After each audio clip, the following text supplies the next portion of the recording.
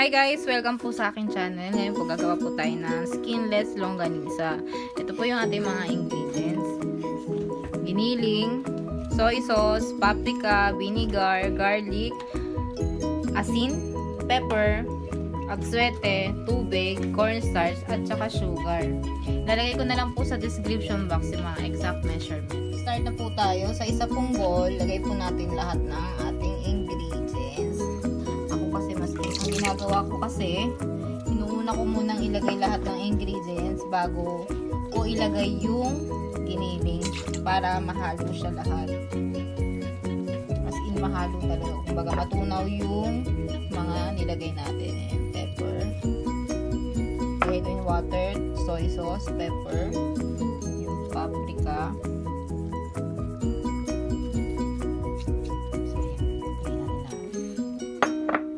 Atsuete,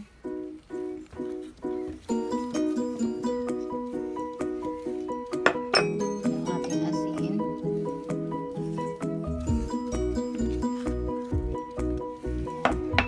tapos yung ating vinegar,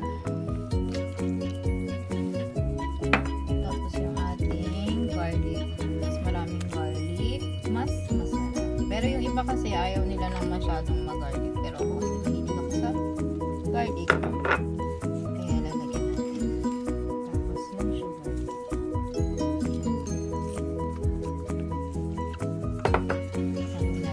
Tapos ilagay natin yung cornstarch.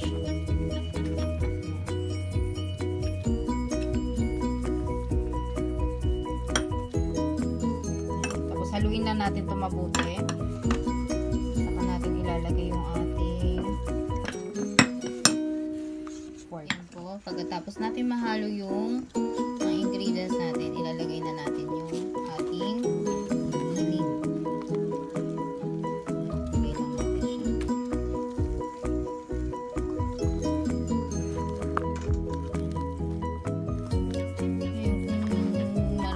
Kung konti yung gagawin mo, i-divide mo na lang po yung mga ingredients niya.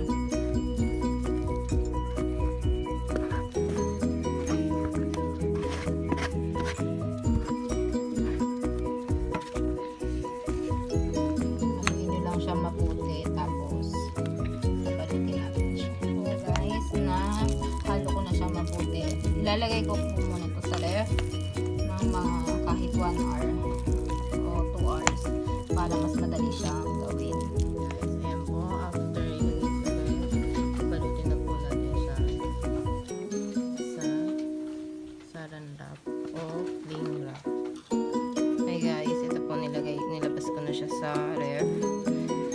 Timbangin na natin siya, tapos papalutin na natin siya. Siguro mga 40 siguro. Ayan.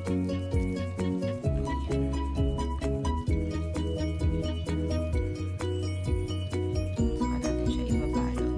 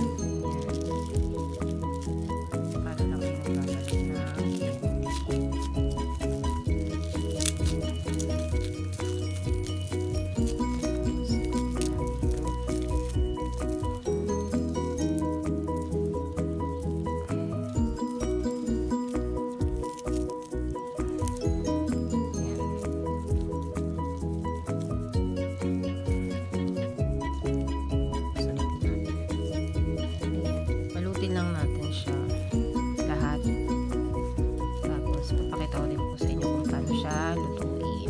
Yan guys, tinibangan natin siya ng 40.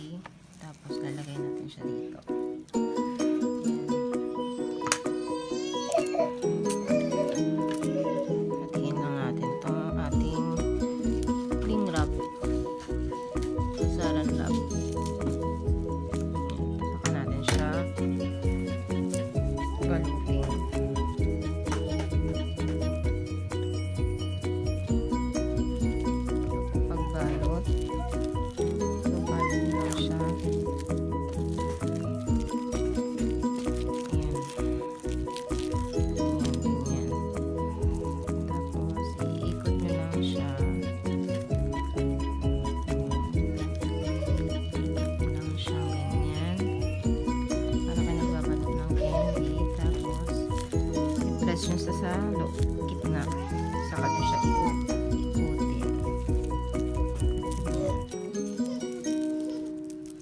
Ayan. Ayan na siya. Ulitin natin. Para makita nyo mabuti. I-press nyo lang siya.